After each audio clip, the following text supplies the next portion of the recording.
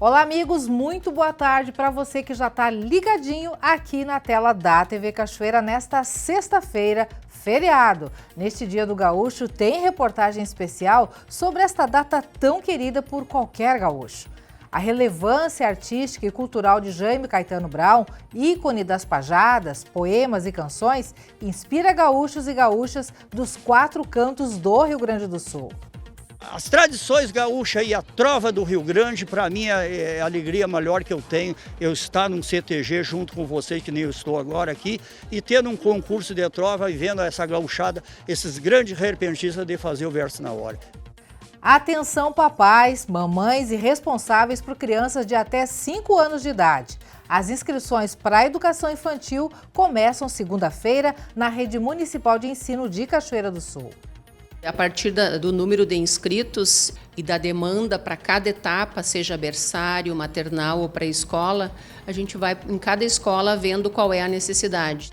Negativa das famílias é o principal impedimento para a doação de órgãos no Rio Grande do Sul. Campanhas buscam incentivar sobre a importância do gesto, já que apenas uma doação pode salvar até 8 vidas. Importância do voto. Reportagem vai mostrar o poder de um eleitor. Ele pode ser fundamental para definir o destino de uma cidade e ficar marcado para sempre na memória. Claro que até o momento de ganhar por um voto foi estressante, foi sofrido, como qualquer um pode imaginar. Mas depois a vitória foi muito comemorável. E também vamos conferir mais um episódio do quadro Vida Animal com o veterinário Edson Salomão. Hoje no quadro Vida Animal vou comentar sobre uma enfermidade muito frequente nos cães, o otohematoma. Tudo isso você confere a partir de agora no NT Sul, que já está no ar.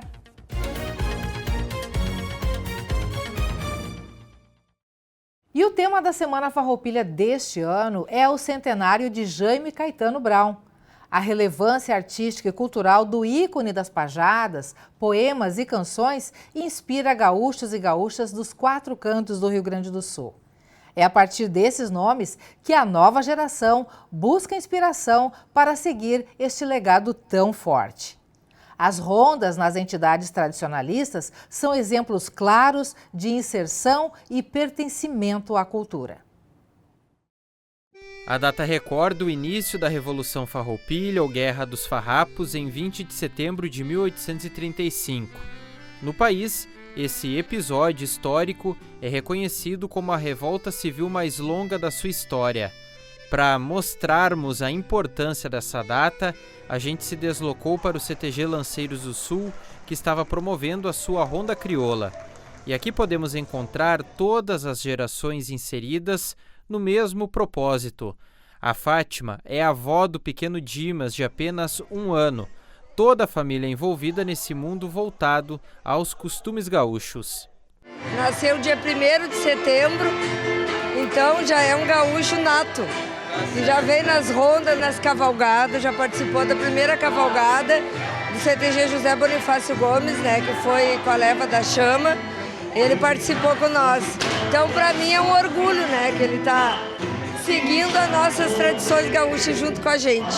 Tá certo, obviamente ele não tem muita noção, mas desde cedo, colocando uma bota, uma bombacha, um lenço, ele já toma gosto. Sim, toma gosto. O seu Luiz Carlos é natural de Cachoeira do Sul, mas reside em Igrejinha, terra onde a cultura alemã é muito forte. Mesmo com 76 anos no mês de setembro, ele não abre mão de visitar o seu chão e prestigiar as rondas e demais eventos de setembro. Qual o valor da cultura gaúcha para o senhor? Para mim é todo. É algo que dá para se aproveitar. Eu vim de longe, eu vim lá da Igrejinha. Sim. 300 quilômetros daqui, mas sou natural daqui. Sim. Desde pequeno, muito novo, sempre cultuando as tradições. Sim, sempre. De janeiro a janeiro. De janeiro a janeiro. Em casa, no serviço, sempre. Eu espero que eles não frochem o garrão, né? Seguir sempre firme.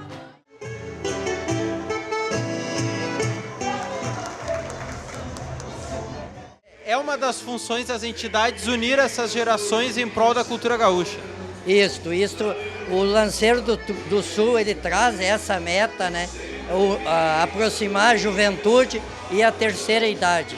Portanto, a nossa ronda hoje, ela traz o tema da apresentação à juventude, os jovens e a terceira idade.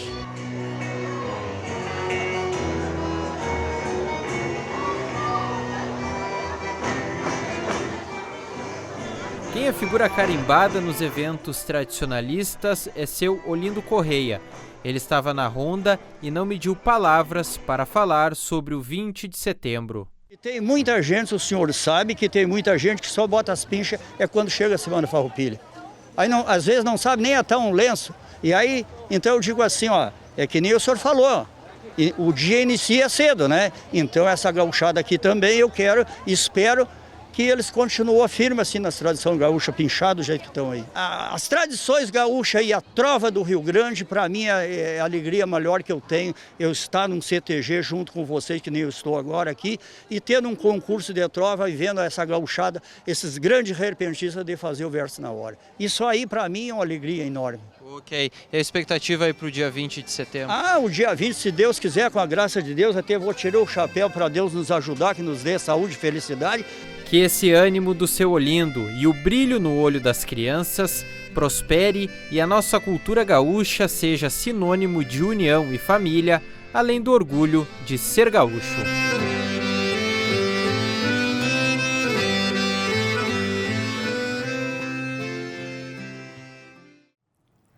E atenção, pais e responsáveis por crianças de até 5 anos de idade. Segunda-feira, dia 23 de setembro, começa o período para que pais e responsáveis garantam vaga para seus pequenos na educação infantil da Rede Municipal de Ensino. O ano de 2024 teve 1.097 inscritos, 163 ficaram sem vaga. A meta da SMED é executar um planejamento antecipado para que no próximo ano toda a demanda seja absorvida pela rede de EMEIs. De 30 de setembro até 11 de outubro, acontece o período de inscrição para matrícula ou transferência da educação infantil na rede municipal, como etapa do planejamento da Secretaria de Educação para o ano de 2025. A intenção é que o ano eleitoral e o período de transição para o novo governo não afetem o cronograma e rotinas da educação, que já estará elaborado e em andamento. É o planejamento do ano, né? Então a gente planeja quantas turmas, quantos professores, quantos monitores para iniciar o ano letivo. A partir do número de inscritos e da demanda para cada etapa, seja berçário, maternal ou pré-escola, a gente vai em cada escola vendo qual é a necessidade. Se formou uma turma, né? Ano passado a gente teve escola que não fechou turma para berçário, tinham só 3 bebês, então aí a gente teve que entrar em contato com essas famílias e tentar colocar numa outra escola mais próxima. Então é toda essa organização que a gente precisa fazer para planejar o próximo ano. Para garantir vaga para a Escola Municipal da Educação Infantil aqui na zona urbana, a sede da ABB aqui na General Portinho será o ponto de referência para todos os procedimentos. O atendimento aqui será entre 8h30 da manhã e 11h30 e das 2 horas da tarde até às 5. A Secretaria Municipal de Educação destaca aos pais a necessidade de que observem as 2 semanas de prazo entre 30 de setembro e 11 de outubro, mas sem a necessidade obrigatória de que os pais venham para as filas que deverão se formar já nos primeiros dias de atendimento. O importante é observar o período de 2 semanas. Aqui serão distribuídas senhas a partir da ordem de chegada, mas o mesmo critério não será utilizado para a classificação dos alunos. Todos que forem inscritos dentro dessas 2 semanas terão vaga garantida. Depois desse prazo, novas inscrições somente a partir de janeiro, mas com prioridade para os inscritos neste período. Matrícula ou transferência de crianças de 4 meses a 5 anos completos até 31 de março de 2025 deve ser feita entre 23 de setembro e 4 de outubro. É necessário certidão de nascimento, comprovante de residência, comprovante de trabalho ou declaração de vínculo empregatício, documento dos pais ou termo de guarda do responsável, atestado de regularidade vacinal e laudo médico em caso de criança com deficiência. Para crianças que já frequentam uma escola municipal de educação infantil, a rematrícula não é automática e deve ser feita de 30 de setembro até 11 de outubro, direto na escola, que define quais documentos são necessários. Para escolas do campo, a inscrição, transferência ou rematrícula na educação infantil será de 25 até 29 de outubro, direto na escola do campo, com documentação necessária a critério da escola. Só vai haver necessidade de inscrição aqui conosco se as pessoas que estão no interior hoje pretendem vir ano que vem para a cidade. Aí é importante, é necessário que façam essa inscrição na tentativa de conseguir aquela escola onde a pessoa tem interesse, né? Porque se é idade obrigatória, a partir de 4 anos, a gente terá que conseguir uma escola, mas talvez não seja a escola que seja do interesse da família, né? A SMED alerta que somente pais, avós ou responsáveis com guarda legal podem fazer a matrícula. Outro ponto importante é quanto a crianças recém-nascidas. É importante também destacar que qualquer criança que nasceu nesse período agora, próximo das inscrições, durante as inscrições, o bebê tem uma certidão de nascimento, o pai e a mãe podem fazer a inscrição, porque quando iniciar o ano letivo, esse bebê terá 4 meses e estará apto para frequentar a escolinha. Então, hoje nós não temos idade limite. A partir do nascimento, nós estamos fazendo a inscrição. Vai fechar agora, né, encerrando durante o prazo das inscrições, quem nasceu até ali faz a inscrição e garante a vaga já para o ano letivo. E no Rio Grande do Sul, quase metade das famílias consultadas no ano passado se manifestou contrária à doação de órgãos por ocasião do falecimento de um parente. Por isso, muitas campanhas continuam tentando conscientizar sobre a importância do gesto, já que apenas uma doação pode salvar até 8 vidas. Desde os primeiros anos de vida, Maria Eduarda sentia muita coceira no corpo. Numa criança, o sintoma nunca foi relacionado a algo mais sério, até que aos 8 anos era impossível dormir. Em seguida, veio a icterícia, o amarelamento da pele. Um problema genético no fígado era a causa. Natural de Jaguarão, a família procurou atendimento no Hospital de Clínicas. Há 2 meses, já com 10 anos, ela fez o transplante de fígado intervivos, com a doação de parte do órgão de um tio. Foi retirado uma parte esquerda do fígado dele e transplantado nela. Ela tem uma doença familiar, ela tem uma colestase familiar, que já tem uma irmã também, bebezinha também acometida, né? Mas ele não. Agora ela está bem, saiu da UTI, está bem, os olhos não estão mais amarelos, ela tinha muita coceira pela deposição de uns produtos que são normalmente limpados do nosso organismo pelo fígado e que no caso dela não eram, né? São sais biliares. Ela tinha muita coceira, ela não tem mais. Logo no início ela já se via o olhinho esbranquiçando. A diferença é grande entre momentos antes da cirurgia e agora. O que não mudou foi a vontade de jogar futebol e conhecer o ídolo. Pedi para conhecer o Jeromel. Ele me mandou um vídeo. Ele falou: Maria Eduarda, agora eu tô torcendo por ti. Boa sorte na recuperação. Agora quem tá torcendo por você sou eu, tá bom? Fica com Deus. Foi muito emocionante, né? Daí ver ela assim, sem amarelada, sem estar inchada, né? E mais disposição, né? Que ela tem também agora, que ela não tinha quando a gente veio pra cá, né? Mas, graças a Deus, deu tudo certo, né? Ela tá na escolinha do tio Bené, que tem lá na nossa cidade, né? E daí ela gosta muito de futebol. Até então agora tem um torneio lá, né? Que ela estaria jogando na escolinha. Só que é um torneio da cidade toda, né? E agora ela tá louca para dar alta para poder ir olhar, nem que seja assim. O Hospital de Clínicas é referência no transplante hepático infantil. Até agosto já foram feitos 9 procedimentos.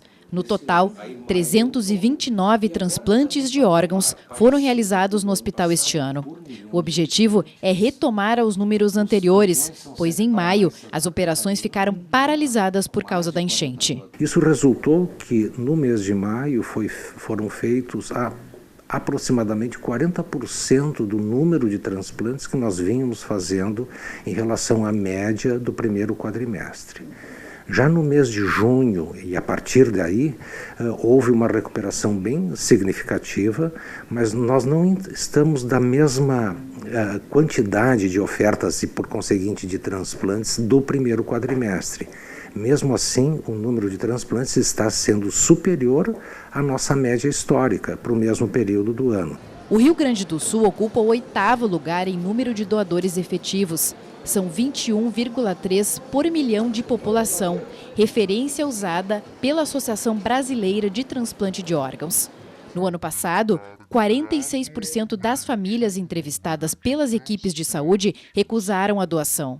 Pela lei, a doação de órgãos de doador falecido só é permitida em caso de morte encefálica, atestada por um protocolo e avaliação de 2 médicos.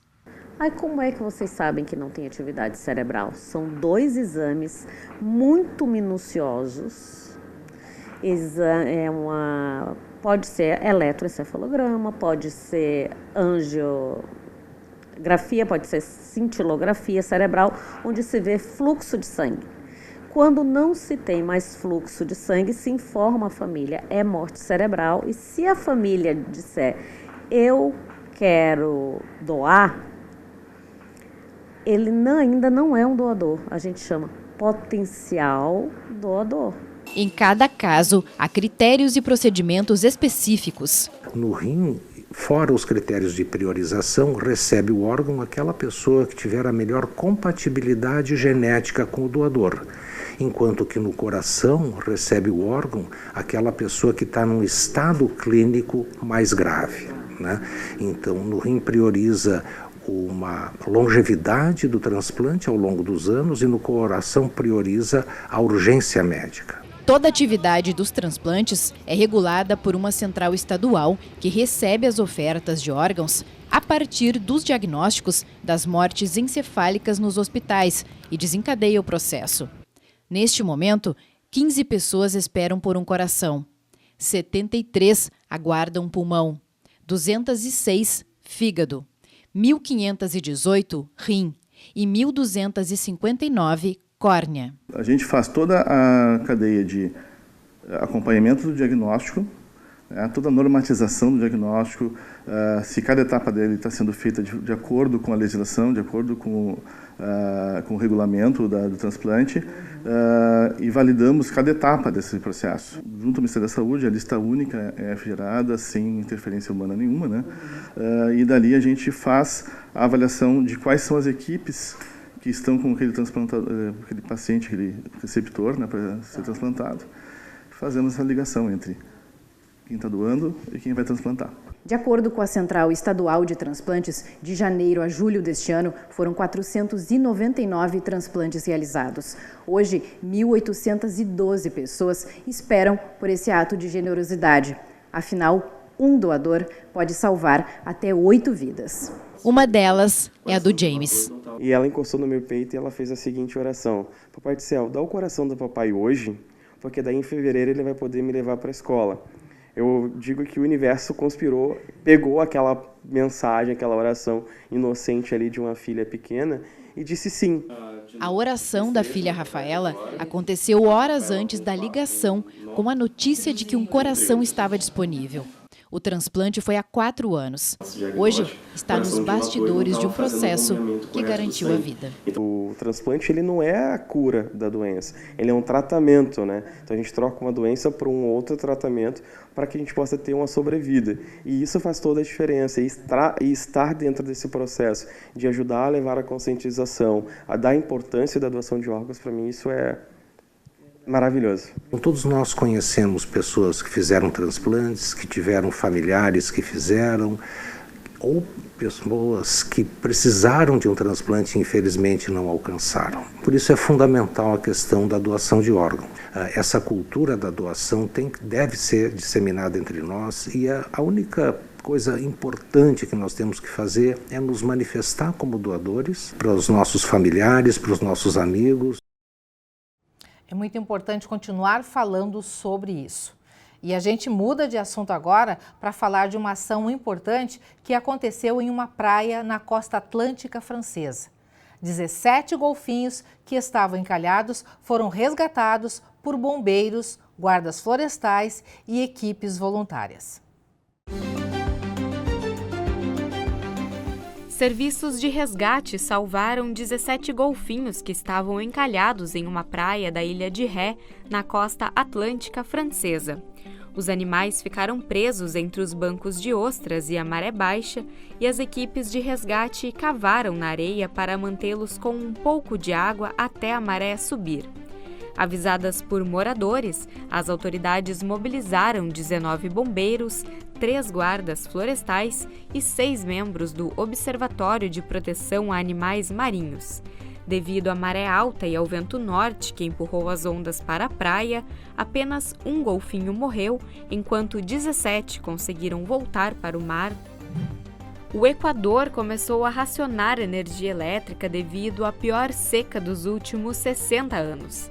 Várias cidades e regiões do país ficaram no escuro a partir das 10 da noite desta quarta-feira, já que a demanda de energia do país depende 70% das hidrelétricas. O racionamento vai ser colocado em prática novamente nas noites de 23 a 26 de setembro. Para economizar energia, o setor público vai adotar o trabalho remoto em alguns dias da semana. Áreas estratégicas como hospitais e o serviço de segurança estão excluídas do racionamento. Um especialista em informática de 32 anos foi detido na Austrália, suspeito de ser o líder por trás de um aplicativo de mensagens criptografadas para o crime organizado. A Polícia Federal garante que o software conhecido como Ghost ou Fantasma em inglês se promovia como inhackeável e era usado por centenas de supostos criminosos da Itália, Oriente Médio e Ásia. Há 2 anos, uma força policial internacional conseguiu identificar a rede e constatar que os usuários negociavam operações de venda de drogas e lavagem de dinheiro.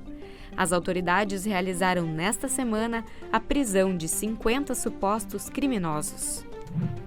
Mais de 40 incêndios florestais permaneciam ativos e provocando destruição nesta semana no norte e no centro de Portugal. Mais de 3.900 bombeiros e mais de 1.000 veículos foram mobilizados para o combate às chamas. Segundo o Sistema Europeu de Informação sobre Incêndios Florestais, o fogo destruiu quase 20.000 hectares de vegetação desde segunda-feira na região.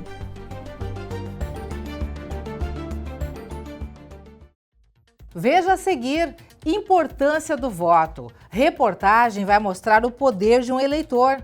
Ele pode ser fundamental para definir o destino de uma cidade e ficar marcado para sempre na memória. Claro que até o momento de ganhar por um voto foi estressante, foi sofrido, como qualquer um pode imaginar. Mas depois a vitória foi muito comemorável. E também vamos conferir mais um episódio do quadro Vida Animal, com o veterinário Edson Salomão. Hoje no quadro Vida Animal vou comentar sobre uma enfermidade muito frequente nos cães, o otohematoma. O intervalo é rapidinho, continue ligado na TV Novo Tempo, voltamos já já.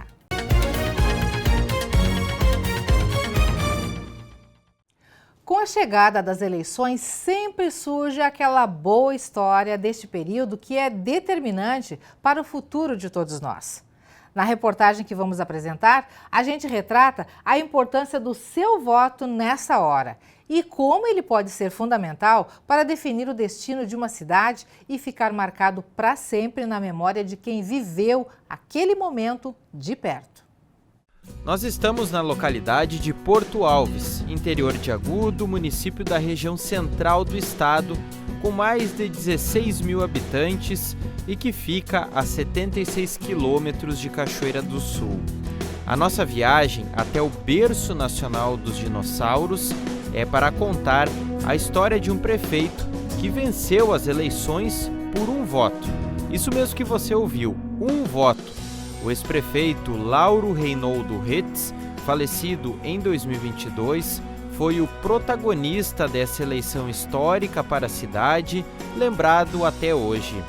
O nosso deslocamento para o interior é para conversar com seu filho, Olívio Retz, que, diferentemente do seu pai, é apolítico, mas abriu essa exceção para falar desse episódio inusitado para a política agudense. Seu Lauro tentava a reeleição em 2000, após vencer com boa vantagem o pleito de 1996. Já no dia 2 de outubro de 2000, durante a madrugada, a contagem no cartório eleitoral de Faxinal do Soturno definiu a vitória de Lauro Retz por um voto. Dos 10.959 votos válidos, 5.148 foram para Retz e 5.147 foram para Pedro Osório Schorn, com 191 brancos e 473 nulos. Até que saiu o resultado, porque esse resultado era para chegar às 9 horas da noite, no domingo, e na verdade passou o domingo só primeiras horas da madrugada de segunda que a gente ficou sabendo, e aí foi fazer a confraternização com o povo, né? Mas estava todo mundo apreensivo e assim, curioso para saber realmente o que estava acontecendo e o que tinha acontecido em função de não demorar tanto o resultado, né? Que teve histórias de uma mesa lá para cima, no norte, lá, que a contagem não ficou bem explicada na primeira contagem. Aí uns falaram que tinha perdido por 10 votos e outros falavam que tinha uma diferença de 11, onde o pai ganhava por um voto. Então ficou aquela coisa ali, bastante horas ali, mas depois saiu o resultado final e... Depois de horas de apreensão, saiu durante a madrugada por um voto. E quando vocês receberam essa notícia que venceu por um voto, como é que foi a reação?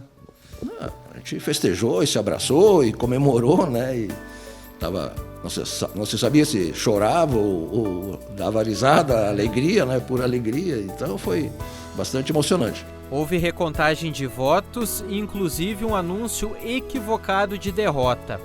Óbvio que dentro dessa eleição pitoresca surgem boas histórias. Essa, em específico, foi real.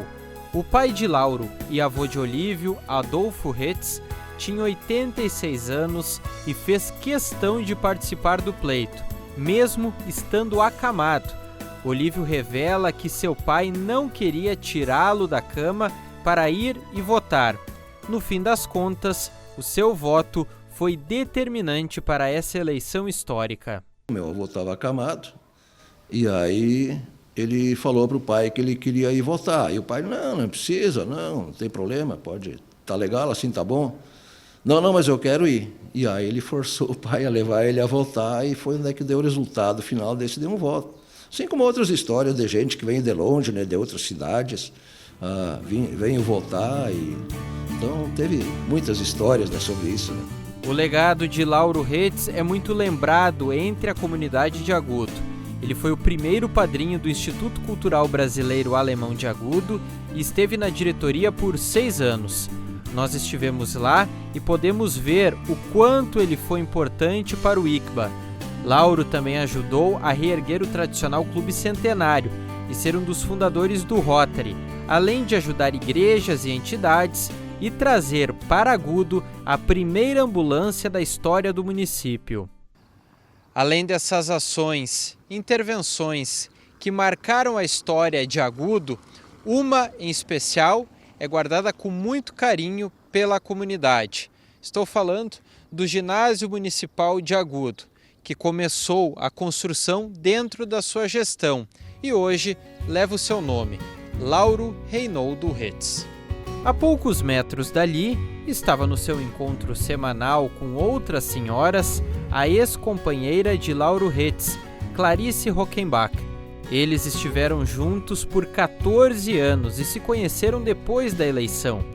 Mesmo não estando juntos ainda, Clarice sempre foi eleitora de Lauro e estava na comemoração daquela vitória marcante.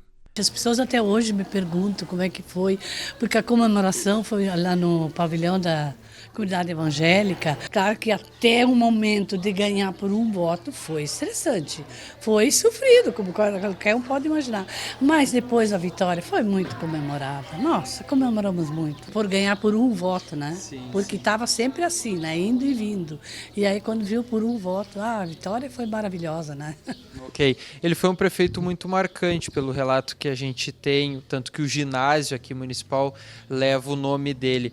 Qual a relação, o que ele transmitia para a senhora nas suas conversas sobre o amor dele pela cidade de Agudo? É que ele era uma pessoa que não tinha muito estudo, mas ele valorizava muito a honestidade, o certo. Para ele, o que valia era ser certo, honesto. Ele morreu honesto, ele assim não teve problema nenhum com as contas deles durante os 8 anos de prefeito, nada. E isso para ele foi a coisa mais gratificante que tinha. Que ele sempre dizia, minhas contas tudo aprovado, eu não tive problema nenhum. Isso para mim é o que vale. A senhora até hoje recebe relatos e elogios por parte dele? Muito, muito. Principalmente agora, no momento que nós estamos vivendo, as pessoas falam muito, nossa, mas o seu Lauro, mas é a vida, né? É assim.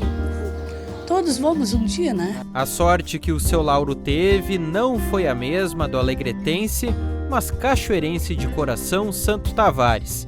Em 2012, ele concorreu como vereador pelo PTB e não conseguiu a eleição por 2 votos.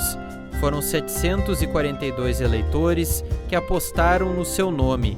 A derrota nas urnas foi mais sofrida porque Santos sempre esteve dentro do Legislativo durante a apuração e nas urnas finais ele acabou saindo fora. Quando passa o efeito ali, o impacto desse tipo de coisa, a gente começa a ouvir então alguns fatos inusitados, né? Por exemplo, essa senhora aí que era minha conhecida de muito tempo e ela foi votar em mim, errou no digital e errou o voto, foi corrigir, apertou no confirma. Então, com a urna eletrônica não tem como tu mudar isso, né? Apertou no confirma ali, encerrou a votação, acabou, o voto vai para a legenda, né? Então aconteceram, e na legenda teve vários votos que a gente acredita que foram pessoas que também erraram, né, na hora de votar. E como eu fui um dos mais votados do partido na época, provavelmente aquelas pessoas que erraram, que votaram na legenda, foi porque erraram o voto, na verdade, né? Se pegar os números da última eleição, o Santo estaria eleito com a 6ª maior votação em Cachoeira do Sul. A partir desse episódio, Santo nunca mais concorreu e preferiu trabalhar pelo povo através de sindicatos. E hoje meu foco é realmente a defesa do trabalhador, né? Nós criamos um evento aí aproximadamente 10 anos atrás, se tornou um evento oficial do município, tomou uma proporção gigantesca e nós estamos focados neste momento na defesa do trabalhador ao qual nós representamos. E hoje a Intersindical é uma das maiores entidades representativas do município e da região aqui, que congrega vários sindicatos, né, tanto da iniciativa privada como do setor público. Então, nesse momento, o nosso foco é trabalhar nesse sentido. Não me passa pela cabeça, nesse momento, concorrer a qualquer tipo de cargo público. A moral dessas duas histórias que contamos é para você compreender que o voto é muito importante em qualquer esfera política. Não deixe de votar no dia 6 de outubro. Analise as propostas de cada candidato, faça a sua avaliação e escolha o melhor para o seu município. Você que é telespectador habitual do NTSul seguramente já tem agendado o dia 29 de setembro aí, né? É que dia 29 de setembro o seu encontro é com a gente a partir das 11 horas da manhã. É o debate eleitoral promovido pela TV Cachoeira. E a gente abre espaço para você participar. Como funciona? Você manda o seu questionamento para o nosso WhatsApp, mas atenção, hoje é o último dia, viu? Eu tenho quase que diariamente reiterado esse convite, explicado para vocês aqui como funciona para você participar. Hoje é a data limite. A gente reúne as mensagens que vocês mandaram, A temática que receber mais perguntas vai ser aquela que os candidatos vão responder ao vivo no dia do debate. Vale perguntas sobre saúde, obras, educação e interior. E se você ainda não mandou a sua pergunta, vem para a tela comigo para saber como participar. Bem facinho, viu? Nosso WhatsApp das interações é o mesmo para você mandar a sua mensagem ao 51 99769 7129. Antes de digitar a sua mensagem, digite #debate em letras maiúsculas, tá? #debate para a gente saber que é a sua pergunta que está a caminho. Depois disso, você digita o questionamento que você quiser sobre qualquer temática, que aquela temática que tiver mais questionamentos vai ser elaborado um questionamento para passar para os candidatos que estarão aqui no dia 29 para o grande debate. A partir das 11 horas da manhã, vai ser num domingo, para reunir a família, para todo mundo poder acompanhar e até decidir o seu voto. Hoje, então, dia 20, dia do Gaúcho, data especial para todos nós e data especial também para que você não esqueça de mandar o seu questionamento para o debate da TV Cachoeira. Mas não esquece, #debate em letras maiúsculas para que a gente possa identificar que a sua mensagem é específica para enviar a sua pergunta. Combinadinho? O Hospital da Criança Santo Antônio da Santa Casa de Porto Alegre recebeu um novo equipamento para cirurgias menos invasivas de câncer cerebral infantil. O aparelho é um dos mais avançados do mundo para esse tipo de procedimento e pode ser utilizado em crianças menores de 5 anos. A compra foi viabilizada por uma doação de R$1 milhão. Nas mãos dos profissionais da saúde estão depositadas esperanças de cura. No bloco, a equipe se prepara projetando um trabalho longo em uma criança de 8 anos. A cirurgia é realizada por causa de um meduloblastoma, um tipo de câncer que se desenvolve no sistema nervoso. Quanto mais instrumentos disponíveis e tecnologias combinadas para o procedimento, mais assertivo. O novo equipamento que está disponível no Hospital da Criança tem essa função. Depois de meses de treinamento, o neuronavegador, como é chamado, faz parte da rotina cirúrgica. Ele calcula 3 coordenadas, que são 3, e todo o volume do crânio e do cérebro está calculado isso. Então, de maneira que se eu coloco eu aponto um instrumento que tem um controle ali, ele vai me dizer, vai me mostrar na ressonância magnética onde eu estou. Então, durante a cirurgia ou antes ele serve para eu poder abrir, ver as estruturas, onde eu vou fazer a craniotomia, que é o lugar onde eu tiro a tampa do osso para entrar, e depois lá dentro o caminho que eu estou fazendo, onde que eu estou, porque quando a gente está lá dentro, às vezes é difícil de saber exatamente onde a gente está. E com esse instrumento, com esse equipamento, a gente consegue saber. O navegador torna a intervenção menos invasiva e dá mais segurança para que as estruturas sejam preservadas. Na tela, o sistema indica com precisão a localização do tumor. A aquisição do aparelho foi possível após doação privada.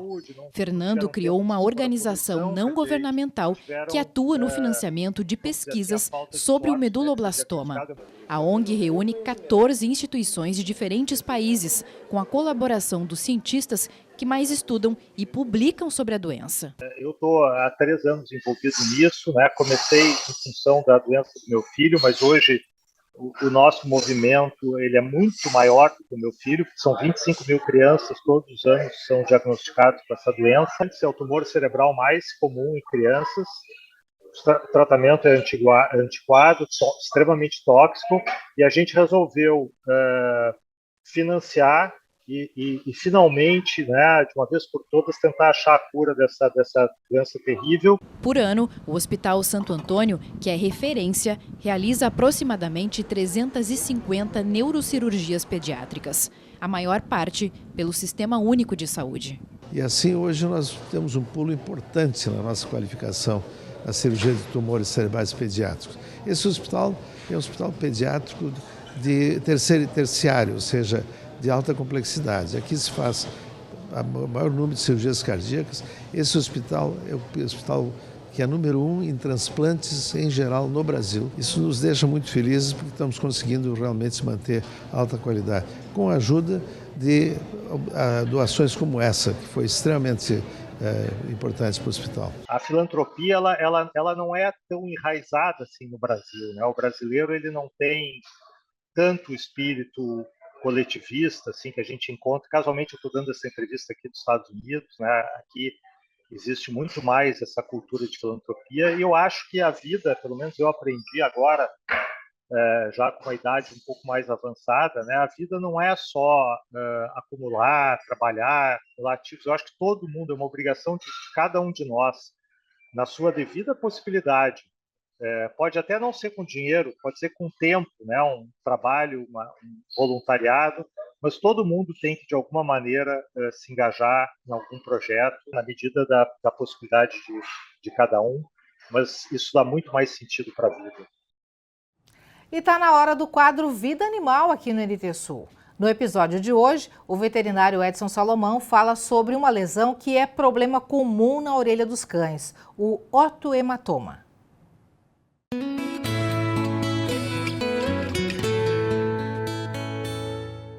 Muitas pessoas já viram um cão com uma orelha que parece um pastel, inchada assim, ó. Bem parecido com um pastel, bem inchada.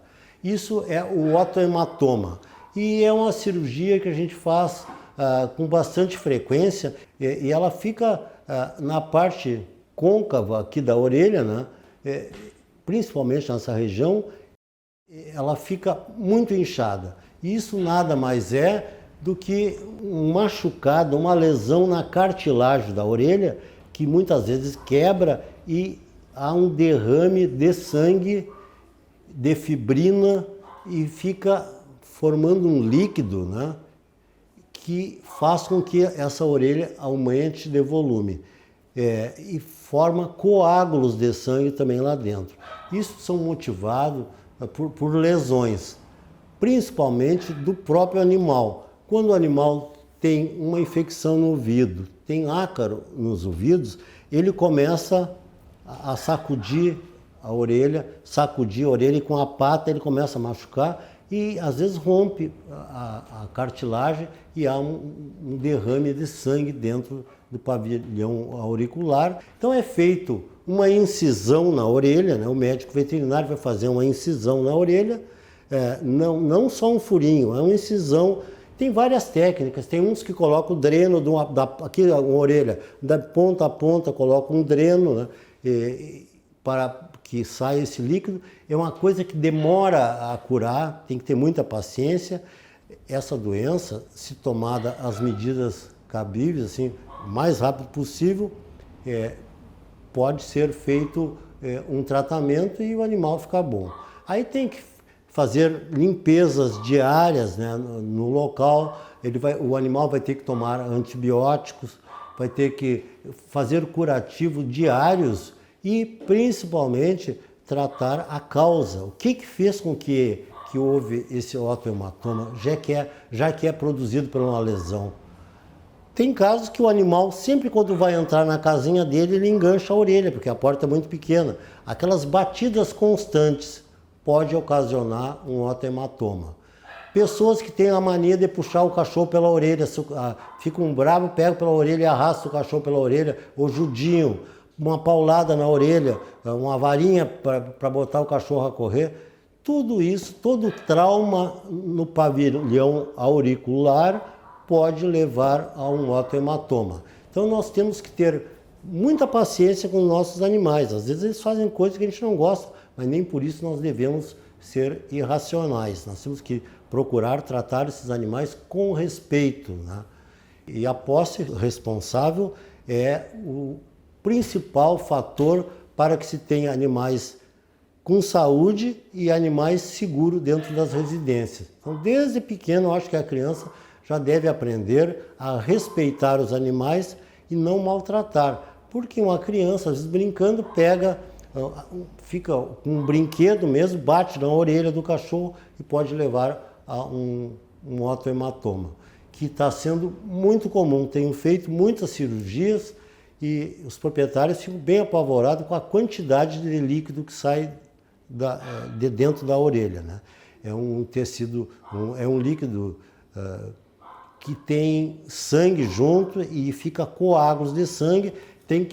nós fizemos sempre uma curetagem para limpar bem entre as cartilagens, não pode ficar coágulos de sangue, né? Então a fibrina, essa tem que ser toda removida, lavada e tem que dar esses pontos e deixar uma parte aberta para que fique drenando por muitos dias.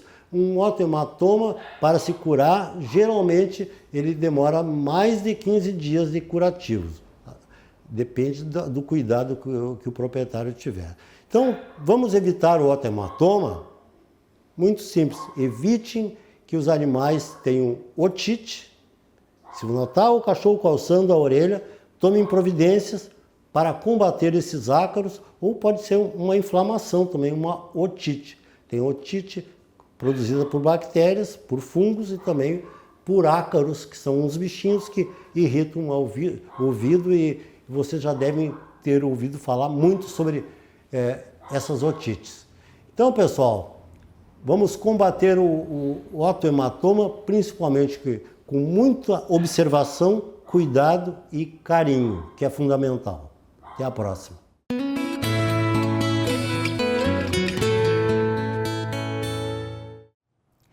Muitos profissionais com mais de 50 anos de idade enfrentam grandes desafios para se recolocar no mercado de trabalho. Apesar da experiência e do conhecimento, o preconceito com a idade ainda é uma barreira. Entretanto, iniciativas estão ajudando esses profissionais a encontrarem novas oportunidades enquanto capacitam empresas para aproveitarem o potencial deste grupo. 5 décadas, metade de um século, 50 anos. Muitos profissionais enfrentam desafios no mercado de trabalho quando chegam nesta idade. A experiência, que deveria ser um diferencial, muitas vezes é vista como obstáculo, mas essa realidade tende a mudar.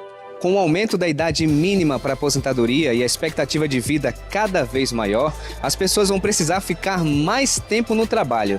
Por isso, estimativas confirmam que até 2040, mais da metade dos trabalhadores brasileiros vão ter 45 anos ou mais. Existe esse processo, de agregar os valores, levando consciência e informação ao público. Esse público está cada vez mais dinâmico e precisamos realmente abastecê-los, de conteúdo que possa agregar grande valor. Mesmo com uma tendência de crescimento, se estabelecer no mercado de trabalho tem seus desafios para esse público. Não só para aqueles de mais idade, mas para os que também se afastam por outros motivos. Eu fiquei de licença maternidade, por 4 meses, e depois eu precisei ficar, em casa para poder amamentar e tudo mais. Então, tudo aí deu 1 ano mais ou menos que eu fiquei fora. Sempre quando você fala que tem um filho, a pessoa vai falar, mas você vai ficar fora por um tempo. Sim, a gente vai, mas a gente também precisa trabalhar e precisa estar nesses lugares. Então é uma questão de equilíbrio mesmo entre a empresa e o funcionário. Já vou fazer meus 70 anos, então aonde eu posso me encaixar? Você quer trabalhar, mas você não vê ainda um lugar de encaixe. Essa possibilidade de que você tem esse potencial e pode ir atrás. Acho que isso é o mais importante. Existe um preconceito natural do mercado, quer dizer, ele não é natural, ele é cultural. Acho que o nome mais correto seria isso, de gente ser automaticamente desclassificado de uma série de vagas de emprego. Em um país que 26% da população tem acima de 50 anos, as oportunidades de emprego nesta faixa etária ainda são restritas. A participação desse grupo não ultrapassa nem os 10% na maioria das empresas. Boa parte delas se consideram etaristas e tem barreiras para contratar pessoas nessa faixa de idade. Existe muito por estereótipos, crenças, de que o mais velho é mais caro, ou de que ele não sabe mexer com tecnologia, ou de que ele não é aberto a mudanças. Normalmente os gestores tendem a preferir os mais jovens por ter essas questões no inconsciente, de achar que os mais velhos, podem não servir mais, digamos assim. Iniciativas como a Maturifest são um exemplo que visa integrar profissionais ao mercado, valorizando o conhecimento adquirido por eles ao longo das suas carreiras. Eles capacitam empresas para receber esse público e também enxergar potencial nessas pessoas. Essas pessoas geralmente têm uma postura ali, tanto para lidar com os colegas como para atender os clientes, que muitas vezes o jovem ainda não tem, muito ali na tela, Então ter calma, jogo de cintura para lidar com os problemas, o olho no olho, né, dar atenção. Essas pessoas sentem na pele onde elas não são bem atendidas, o que falta de produto e serviço para ela. Então, para a empresa poder atender esse consumidor mais velho, que vai ser cada vez maior, precisa também ter eles dentro de casa. Hoje em dia, ter um time diverso e que sabe se relacionar vale ouro para uma empresa. Pensando nisso, algumas habilidades de profissionais acima dos 50 anos de idade são essenciais e são importantes e são bem vistas também do ponto de vista corporativo. Na lista estão, por exemplo, comprometimento, inteligência emocional e, claro, experiência. Conteúdo, experiência, são pessoas mais solistas, mais dispostas para ensinar os colegas, né? São pessoas que estão dispostas a contribuir com o desenvolvimento, contribuir com experiências que eles adquiriram ao longo da carreira, não só na posição que eles estão de fato ocupando, mas com a maturidade pessoal e profissional também. Aos poucos, esse público e o espaço dele cresce no mercado de trabalho. Mas para os profissionais acima dos 50 anos, a reinserção no mercado exige não apenas experiência, mas também a vontade de aprender e se adaptar.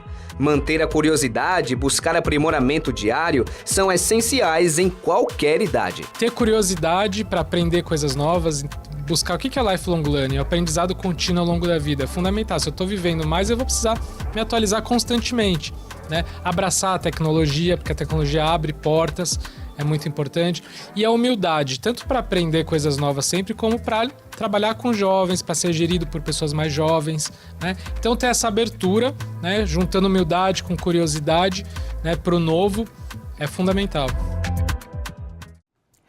O trabalho de resgate, qualificação e certificação do queijo artesanal serrano, desenvolvido pela Emater, recebeu recentemente o prêmio Fundação Banco do Brasil de Tecnologia Social. Vamos conhecer este trabalho que mudou a realidade das famílias produtoras na região dos Campos de Cima da Serra.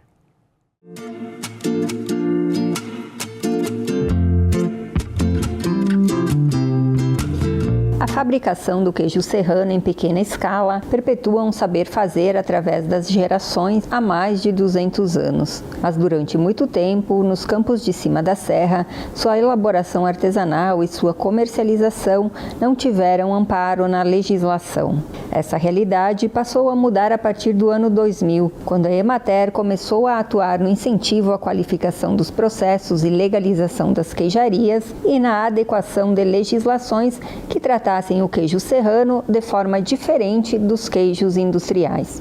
Inicialmente foram realizadas análises de leite e queijo em 50 propriedades aqui na região. Então foram criados mecanismos e usadas tecnologias para que se chegasse à produção de leite com qualidade superior ao que já era determinado pelo Ministério da Agricultura naquela época e que hoje ainda é assim feito.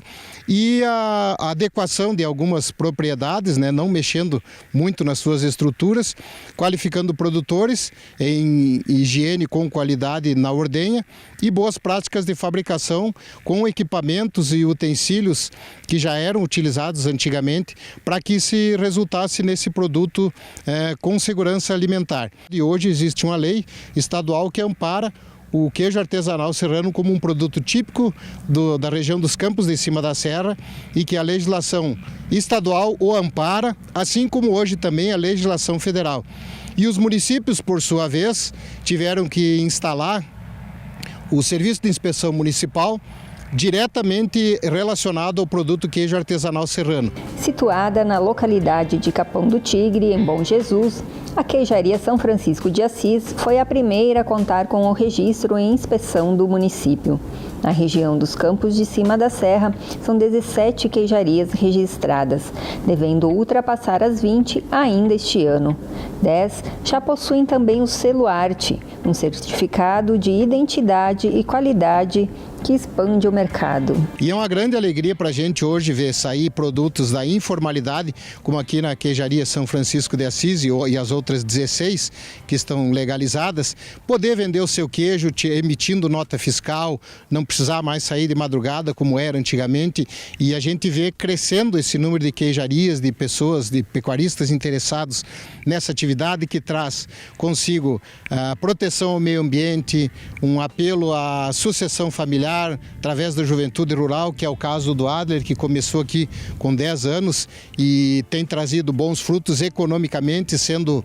Na época que nós fizemos a pesquisa, já era o queijo serrano responsável por quase a metade da renda da família. Hoje, nessas propriedades, chega a 100% da renda da família. Este é o caso da família de Adler, que vive da renda do queijo.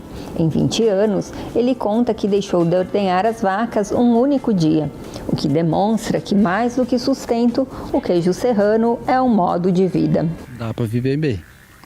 Dá para sustentar minha família. Depois do Celuarte, ajudou muito que a gente pode vender em todo o Brasil agora. Meu pai vende no estado de Santa Catarina. E a Emater foi importante sempre para vocês em todo esse processo? Com certeza, a Emater ajudou muito nós nas boas práticas, né, de limpeza, ajudaram muito, ensinaram muito nós. Né? Uma caminhada de produtores e entidades que possibilitou muitas conquistas e avanços que fortaleceram essa tradição e que não para por aí. E qual é o foco desse trabalho hoje? O foco desse trabalho é levar essa cadeia produtiva do queijo artesanal serrano para outras vertentes, ou seja, recentemente está sendo criado uma normativa aqui em Bom Jesus e também em São José dos Ausentes para que apareçam queijos autorais. O Adler, por exemplo, aqui pode criar um novo tipo de queijo vinculado especificamente à região dele, aqui no Capão do Tigre, Bom Jesus, pegando São José dos Ausentes, então cria mais um produto com potencial para indicação geográfica e que vai agregar ainda mais valor para eles e de repente colocar uma característica familiar da família do avô, do bisavô dele, que são naturais aqui dessa região. E que é isso que se busca em todo o mundo, né? A regionalização de produtos reconhecidos que possa chegar ao consumidor com qualidade para consumo.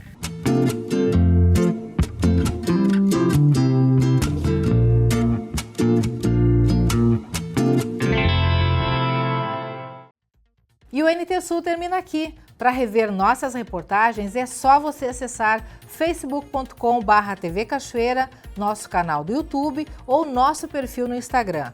Procura lá, @TV Cachoeira e, se você não nos segue, tá perdendo de ficar bem informado, viu? Gente, muito obrigada por sua companhia, um grande abraço, continue com a programação da TV Novo Tempo, a gente se vê.